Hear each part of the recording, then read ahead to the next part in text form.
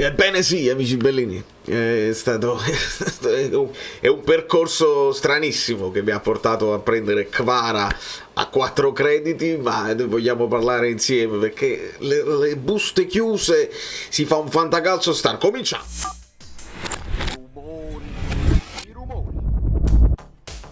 Allora, nel dare il benvenuto a Salvatore De Mattia, benvenuti a tutti i nuovi iscritti, quelli che si affacciano per cercare notizie sul Napoli, quelli che vogliono sapere più o meno come sta andando la Serie A dal mio punto di vista, benvenuti a tutti, io sono Valerio Fluido da New York e vi chiedo i like che sono gratis e aiutano il canale a girare sulle home di tutti gli appassionati del calcio. Questo video magari viene visto da qualcuno che non mi conosce proprio, perché? Perché ho notato che l'asta busta chiusa non riscontra tanto interesse da parte dei guru del fantacalcio, o meglio, tutti quelli che ne parlano, e ne parlano anche dettagliatamente, non amano questo sistema perché ovviamente si perde un po' la strategia, si perde anche quel friccico dell'asta online oppure dell'asta di persona, dove tendi a far innervosire l'avversario, c'hai la tua strategia, le trappole. La busta chiusa è diversa, è tutta una storia diversa, ma noi con gli abbonati ovviamente che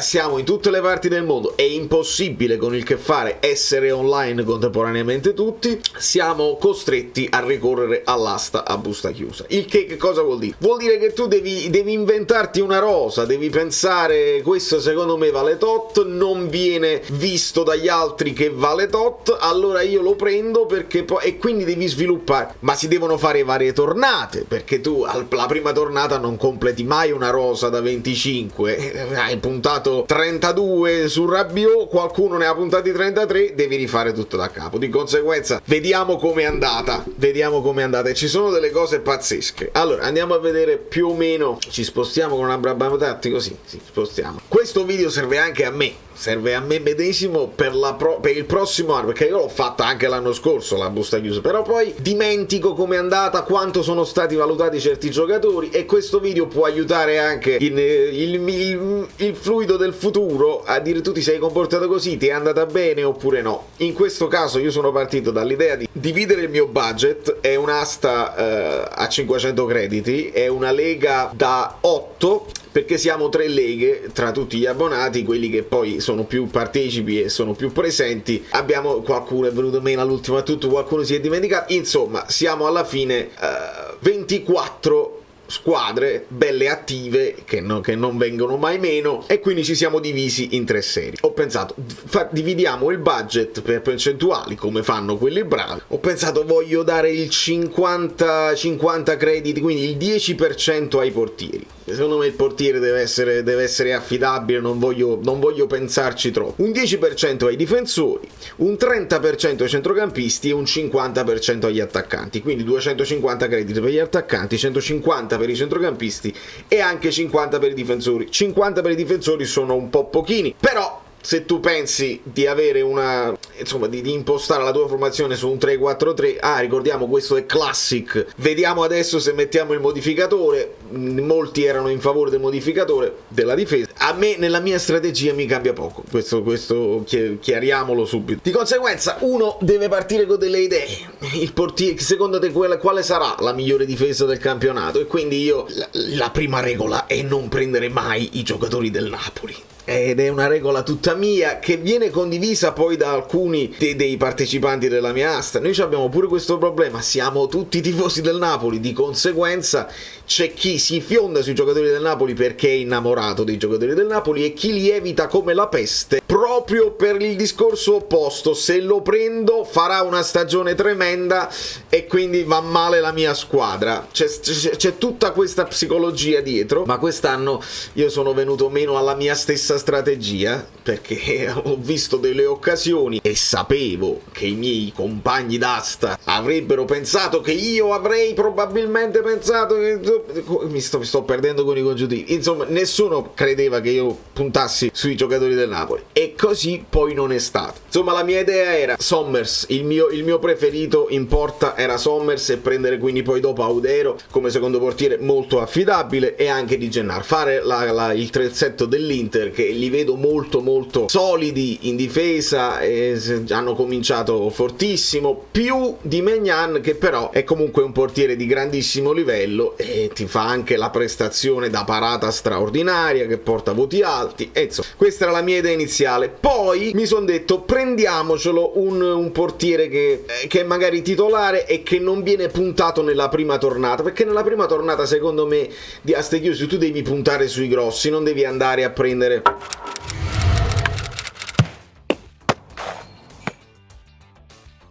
le sorprese nascoste, gli underdog oppure i secondi, terzi, quarti slot. Devi andare sui grossi prima e poi completi la roba. Quindi ho pensato prendiamoci un Milinkovic-Savic, che è un buon portiere. Juric c'ha una difesa comunque rocciosa, prendono pochi gol, così me la sono immaginata. Quindi la mia idea iniziale era Sommer, Saudero e Milinkovic-Savic. Tanto Di Gennaro non l'avrebbe preso nessuno, e poi se prendo Sommers posso tranquillamente utilizzare Milinkovic-Savic negli scambi, qualcuno lo vorrà, e questa era la mia idea iniziale. Dopodiché ho individuato un po' di difensori che possono avere dei bonus, difensori titolarissimi, per esempio un Danilo che il gol ogni tanto lo fa, è capitano, è sempre titolare, è l'unico che ha la titolarità sicura lì, insieme forse a Bremer. La Juventus comunque non prenderà tanti gol, quindi i difensori della Juve sono interessanti. Puoi prendere qualche difensore che va, che è listato difensore ma che in effetti si fa tutta la fascia. Vedi Dumfries, non vuoi pensare a Teo, non vuoi pensare a Di Marco, perché andranno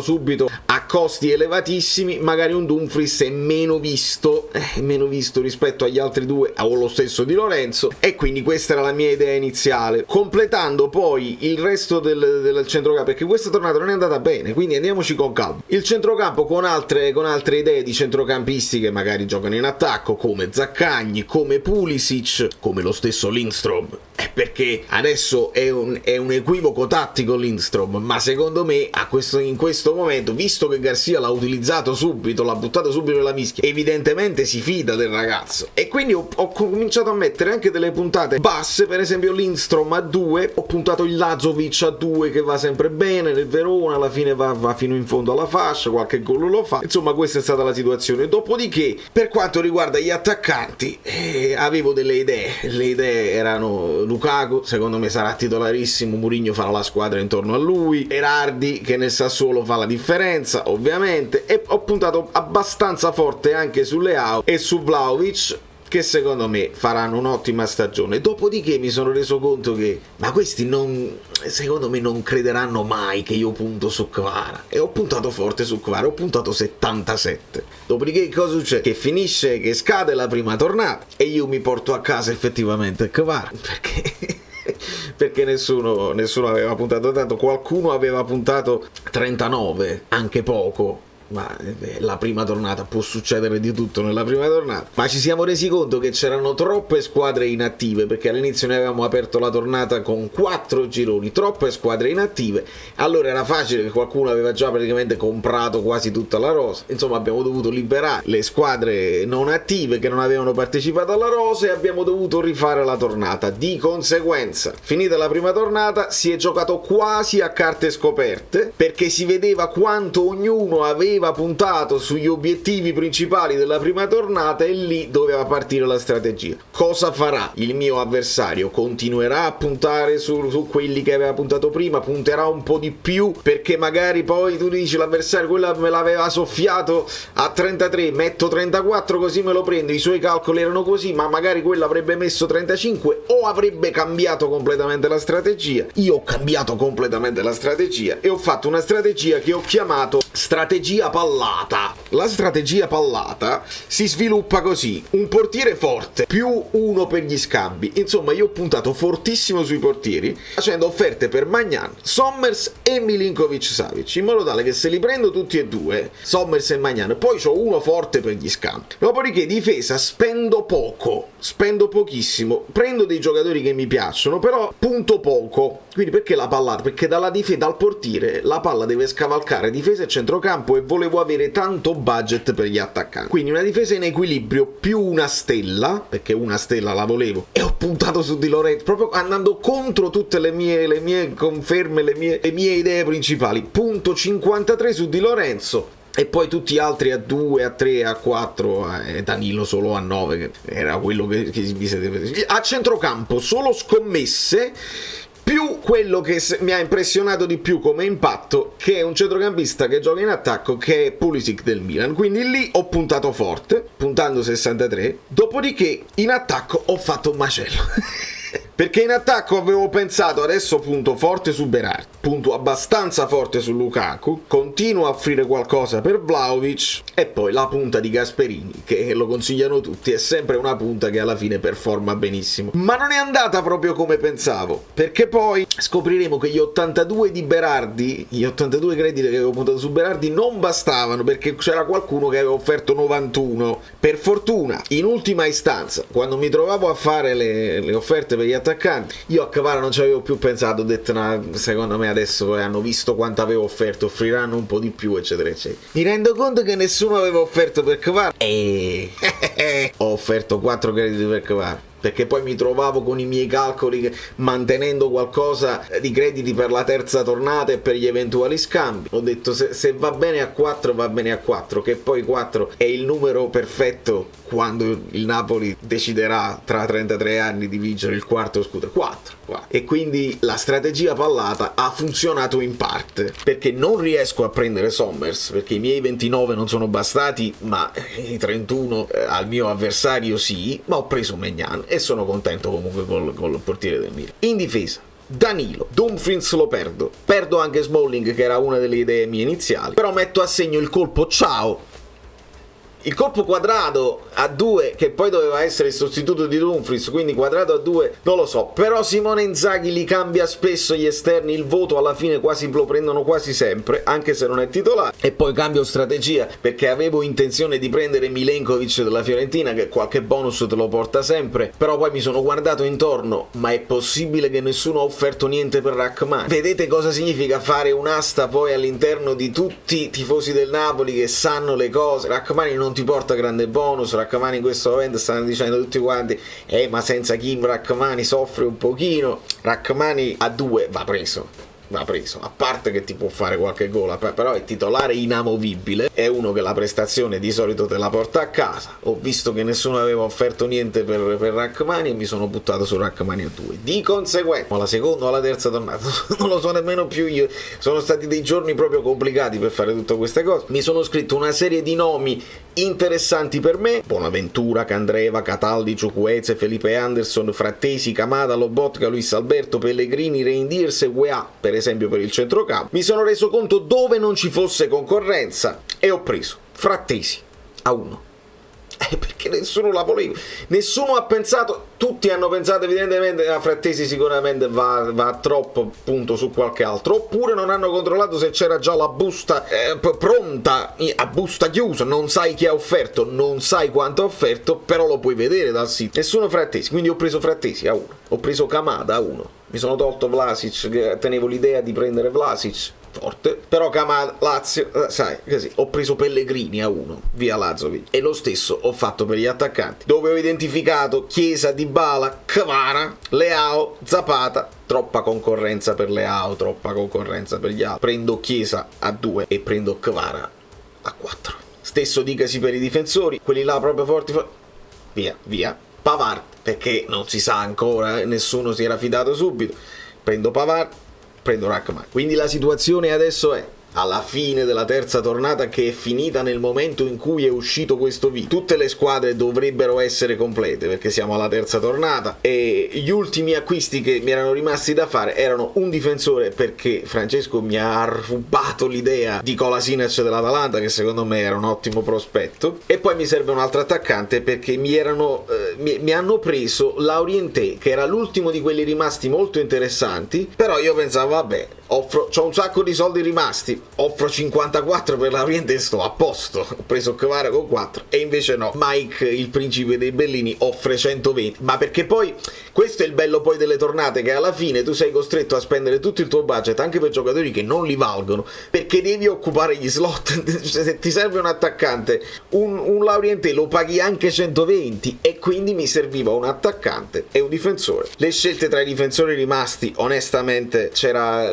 c'era rimasto Rodriguez, Carlos Augusto, Kalulu, forse Marusic, Pedersen del Sassuolo, però il Sassuolo non mi convince. Mi sono tuffato su Cambiaso. Dipende, perché ho anche Kostic, quindi lì uno dei due almeno dovrebbe giocare. L'opzione switch dobbiamo ancora decidere se metterle o no, ma mi sono fiondato su Cambiaso, che secondo me è uno di quelli interessanti proprio della Juve. E in attacco il dubbio tra quelli rimasti c'era Juric, De Frel che segna solo a noi, Pavoletti, Caramò, Kim, Pedro, Petagna, Castellanos, Cambiaghi.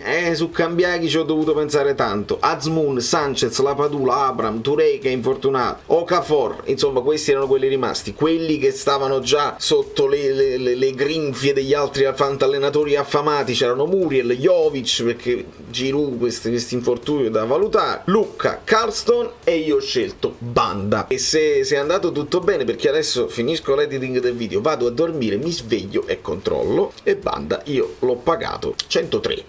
Quindi il giocatore più pagato della mia rosa è Banda. Il giocatore meno pagato, A1 per esempio, tu vai a vedere A1 Frattesi è una roba assurda, A1 Kamada è una roba assurda, lo stesso Kvara A4 e Chiesa A2 sono cose impensabili. Di conseguenza questa è la mia formazione finale: 3 giocatori del Milan più i 2 portieri di riserva, 4 giocatori dell'Inter, 3 giocatori della Juve, 2 giocatori del Napoli, ed è tanto, credetemi che è tanto. E ho pensato anche a Zielinski, però me l'hanno soffiato. 3 giocatori della Roma, 1 della Lazio, 1 dell'Atalanta, 1 del Bologna, 1 del Cagliari, 1 del Monza, 1 del Verona. Questa è la formazione, e ditemi se non posso andare tranquillamente in Champions League. Per lo scudetto non lo so, ma almeno in Champions League. 3-4-3, Maignan in porta, Sportiello Mirà in difesa.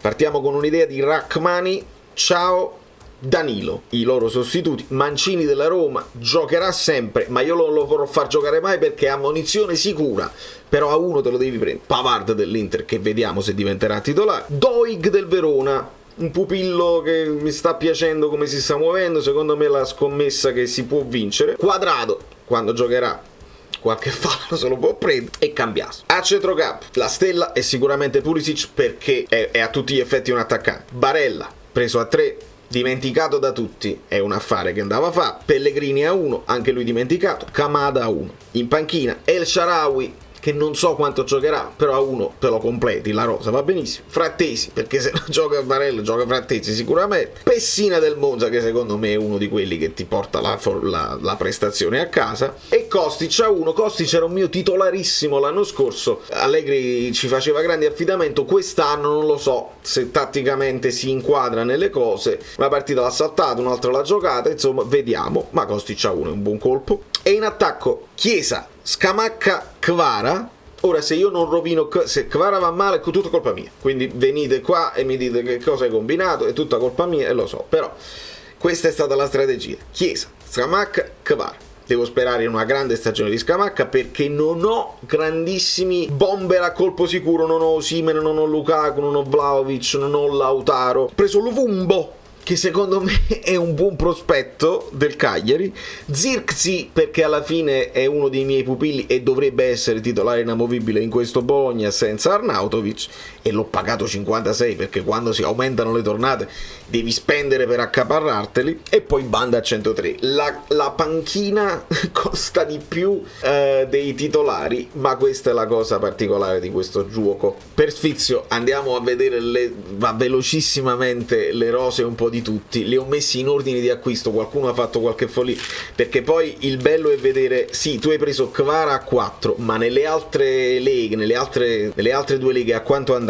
E c'è uno che lo ha preso a 5, dove è successa la stessa cosa, e un altro che lo ha preso a 69. Chi è stato il giocatore più pagato in assoluto delle 3 leghe? Se non vado errato, Immobile pagato 293, perché era una seconda tornata. Attenzione, che quando ti rendi conto mi serve una punta, cioè Immobile libero, devi buttare tutto su Immobile, lo devi fare assolutamente. Osimhen, vedete, Lautaro è andato anche più forte di Osimhen, perché Lautaro a 183, in un'altra lega a 191 e in un'altra lega a 189. Lautaro è quello che è stato pagato in generale di più, sommando le 3 leghe. Osi è andato a 173 in una lega, 120 in un'altra e a 60 in un'altra. Grandissimo affare Osimhen a 60. E poi c'è anche un Cop Miners a 2 crediti, una roba oltraggiosa, ma andiamo a vedere velocemente.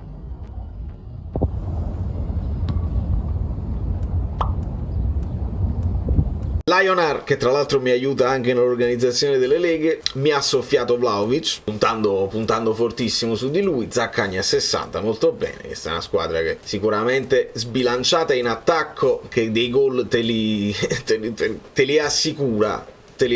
Forse la difesa è un po' così, ma c'è anche un centrocampo molto molto folto con De Ketelare, Linson, Loftus-Cheek. C'è qualità e c'è anche quantità sotto questo punto di vista. Il Bobotta team, Dybala pagato 151, Chiesa 56, io l'ho pagato 2. Quanto è diverso puoi capitare in una lega dove uno ha un'idea del calcio completamente diversa, si punta molto di più e devi gestire di conseguenza. Questo è per il futuro me, non è detto che la tua strategia funzionerà l'anno prossimo, ci saranno altri giocatori e non potrebbe non funzionare, anche perché poi l'hai spoilerata, e quindi se ti sei fregato con le tue... Ma io come faccio a fare le trappole se poi parlo di calcio tutti i giorni e tutti quanti sanno cosa ne penso? Se c'era Singo lo sapevano tutti che avrei speso una fortuna per Singo. Ecco, guarda Marco invece come è stato equilibrato e parsimonioso. Immobile va a 63, Cop Miners a 54, Calhanoglu quanto lo volevo effettivamente, a 41 me lo soffia. Anche Felipe Anderson secondo me è un grandissimo acquisto, perché c'è centrocampista che gioca in attacco, Szczesny in porta, c'è Belotti, c'è Arnautovic, Bennacer quando tornerà secondo me potrebbe essere interessante. Sei tu che mi hai soffiato Dumfries, bella squadra. Marco Tarantino, tra l'altro vincitore del precedente, della stagione scorsa,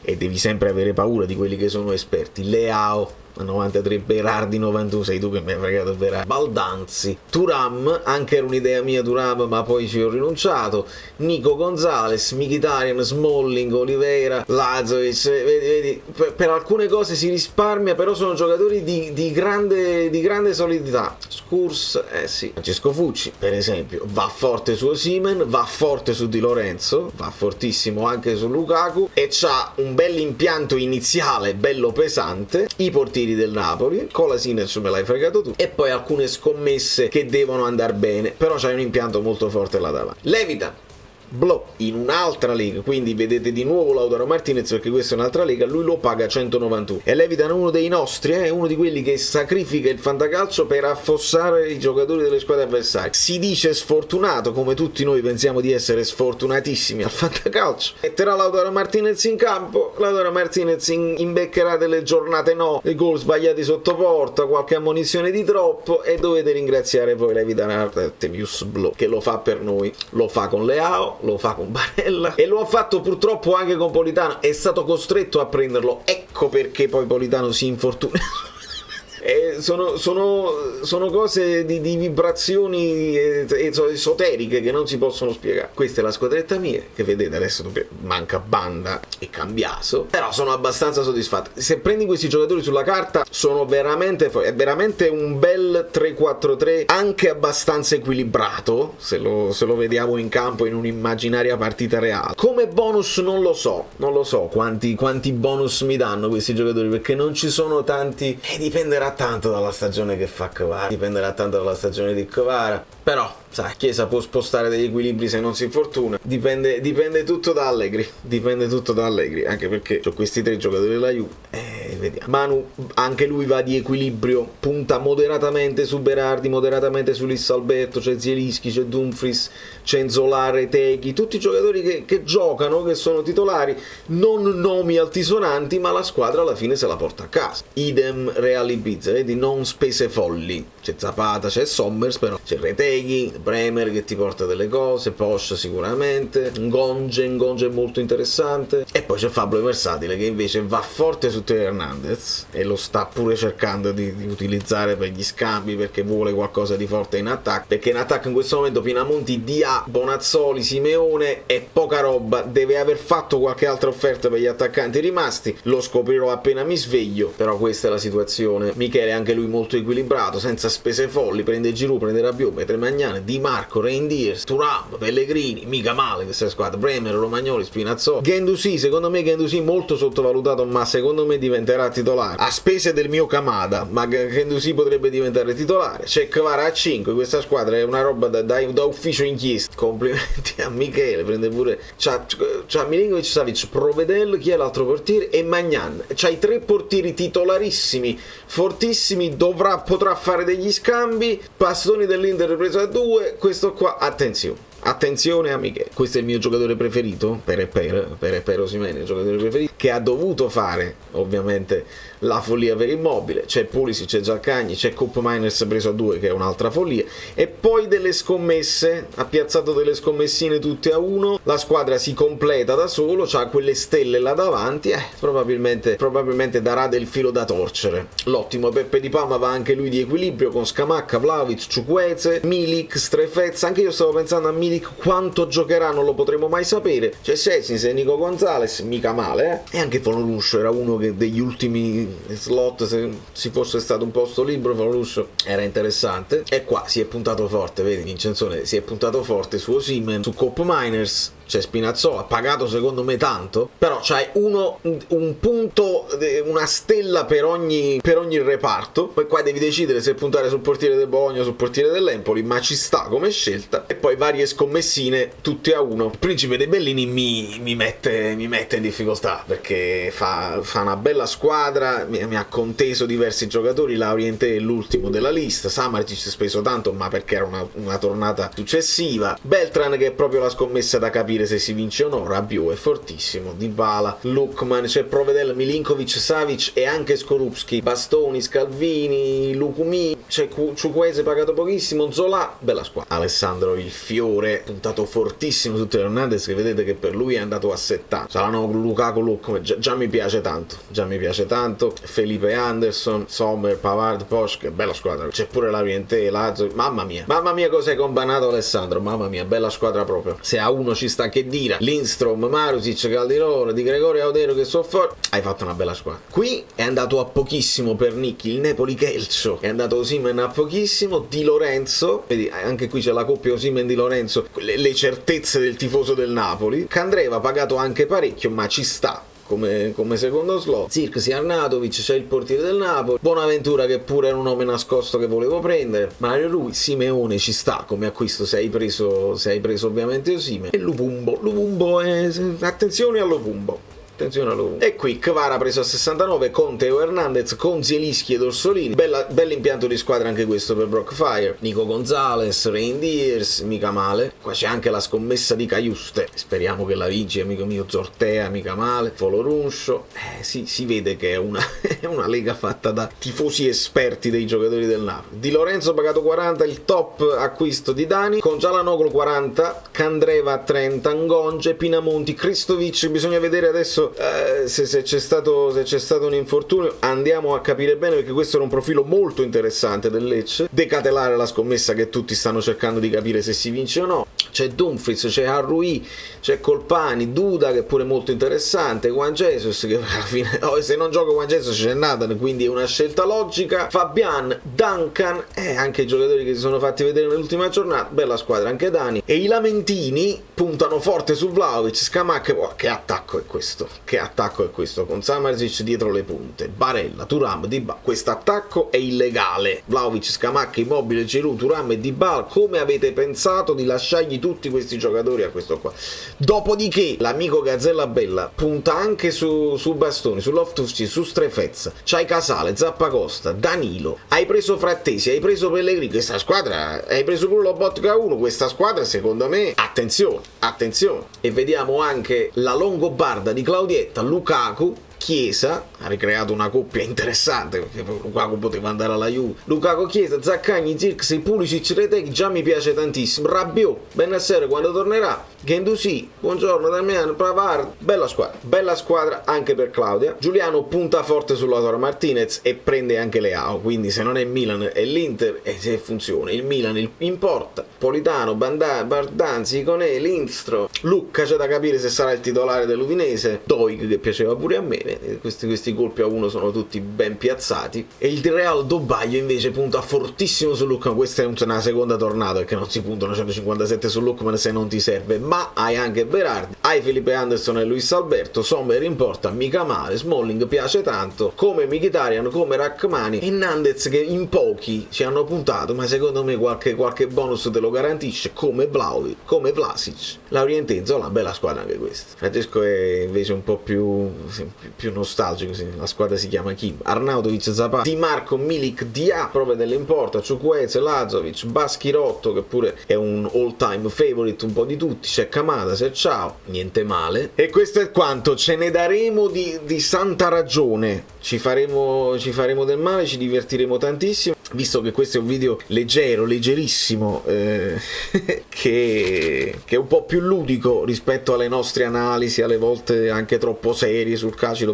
dobbiamo prendere un po' più alla leggera, ragazzi, perché sennò ci facciamo i fegati amari a seguire i tweet, i mancati tweet, i rapporti con i procuratori. Alle volte devi staccare la spina e devi fare una cosa più leggera. Alle cose più leggere aggiungo, chi mi aveva chiesto: ma adesso eFootball non ha tutte le squadre, come fai a fare le simulazioni di partita? Ho trovato un sistema, non è ideale, ma si può fare con l'allenamento. Puoi fare l'allenamento contro le squadre, la si possono selezionare, non c'è un timer, non c'è il pubblico che esulta, però puoi mettere la difficoltà anche mediana, professionista, regolare o anche super leggenda, e quindi possiamo fare partite equilibrate. Vi devo dare io un timer, devo far partire io l'orologio, altrimenti l'allenamento non finisce più. Da New York, Valerio Fluido è tutto, ci vediamo domani in live. Domani facciamo una live improvvisata dopo la partita dell'Italia, ne parleremo approfonditamente, perché ha già capito su fatte Raspadura, ha già capito Spalletti, ha già capito Elmas, l'abbiamo già capito, però il resto delle cose è possibile. Vuoi vedere che deve giocare Meret? Secondo me Vicario dovrebbe essere il titolare dell'Italia.